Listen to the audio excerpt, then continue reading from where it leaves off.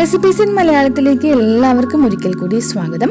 അപ്പോൾ നമ്മളിന്ന് ഗോതമ്പ് പൊടിയും നാളികേരവും വെച്ചിട്ട് വളരെ സിമ്പിളായിട്ട് ചെയ്തെടുക്കാവുന്ന ഒരു ബ്രേക്ക്ഫാസ്റ്റിൻ്റെ റെസിപ്പിയാണ് ഇന്ന് കാണിച്ചു തരുന്നത്. പ്രത്യേകിച്ച് കറികളുടെ ആവശ്യമൊന്നുമില്ലാത്ത ഈ ഒരു ബ്രേക്ക്ഫാസ്റ്റ് തയ്യാറാക്കി എടുക്കുന്നത് എങ്ങനെയാണെന്ന് നോക്കാം. ഒരു ചെറിയ വീഡിയോ ആണ്, കൂട്ടുകാർ മുഴുവനായിട്ട് കാണാനും കൂടി ഒന്ന് ശ്രദ്ധിച്ചേക്കണേ. ഇഷ്ടപ്പെട്ടാൽ ലൈക്ക് ചെയ്യാനും ഷെയർ ചെയ്യാനും കമൻറ്റ് ചെയ്യാനും സബ്സ്ക്രൈബ് ചെയ്യാനും ഒന്നും മറക്കരുതേ.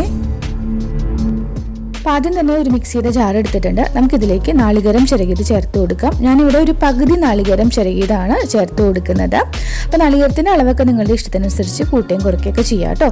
ഇതിൻ്റെ കൂടെ തന്നെ ഒരു കപ്പ് ഗോതമ്പ് പൊടിയും കൂടി ഇട്ട് കൊടുക്കുന്നുണ്ട്. ഇനി നമുക്കിതിലേക്ക് ഒരു 1/4 മുതൽ 1/2 ടീസ്പൂണോളം നല്ല ജീരകം ചേർത്ത് കൊടുക്കാം, നല്ലൊരു ഫ്ലേവറിന് വേണ്ടിയിട്ട്.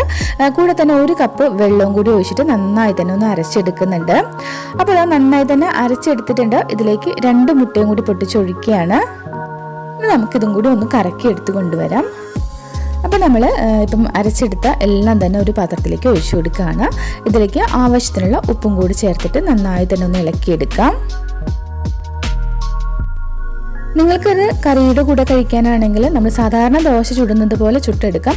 അതല്ല എങ്കിൽ ഞാനിപ്പം ചെയ്യുന്നത് പോലെ കുറച്ച് വെളിച്ചെണ്ണ ആദ്യം ഒഴിച്ചു കൊടുക്കുക. അതിനുശേഷം ഇതുപോലെ ഒരു തവി മാവ് കോരി ഒഴിച്ചു കൊടുക്കാം. പ്രത്യേകിച്ച് പരത്തേണ്ട കാര്യമൊന്നുമില്ല. ഒരു സൈഡൊന്നും മുരിഞ്ഞു വരുമ്പം തിരിച്ചിട്ട് കൊടുക്കാം. ഇതുപോലെ തിരിച്ചു മറിച്ച് വെക്കിയിട്ടിട്ട് 2 സൈഡും നന്നായി തന്നെ നമുക്കൊന്ന് മുരിച്ചെടുക്കണം. അപ്പോൾ വളരെ സിമ്പിളായിട്ട് ചെയ്തെടുക്കാവുന്ന ദോശ ഇവിടെ റെഡി ആയിട്ടുണ്ട്. നമുക്ക് കറിയുടെ കൂടെ കഴിക്കാനാണെങ്കിൽ ഞാൻ നേരത്തെ പറഞ്ഞതുപോലെ സാധാ ദോശ ചുടുന്നത് പോലെ ചുട്ടെടുക്കാം. അതല്ലെങ്കിൽ ഈ ഒരു രീതിയിൽ തയ്യാറാക്കിയെടുക്കാം കേട്ടോ. അപ്പോൾ ഒരു ഗ്ലാസ് ചായ മാത്രം മതി. പ്രത്യേകിച്ച് കറികളുടെ ആവശ്യമൊന്നും ഈ ഒരു രീതിയിൽ ചുട്ടെടുക്കുമ്പം നമുക്ക് വേണ്ട. നല്ല ഹാർഡൊന്നും അല്ല കേട്ടോ, നല്ല സോഫ്റ്റായിട്ട് തന്നെയാണ് ഇരിക്കുന്നത്. കൂട്ടുകാരെല്ലാവരും തയ്യാറാക്കി നോക്കുക. ഇഷ്ടപ്പെട്ടാൽ ലൈക്ക് ചെയ്യാനും ഷെയർ ചെയ്യാനും കമൻറ്റ് ചെയ്യാനും സബ്സ്ക്രൈബ് ചെയ്യാനും ഒന്നും മറക്കരുത്. അപ്പോൾ അടുത്ത ദിവസം വീണ്ടും നല്ലൊരു റെസിപ്പിയുമായിട്ട് വരാം കേട്ടോ. താങ്ക്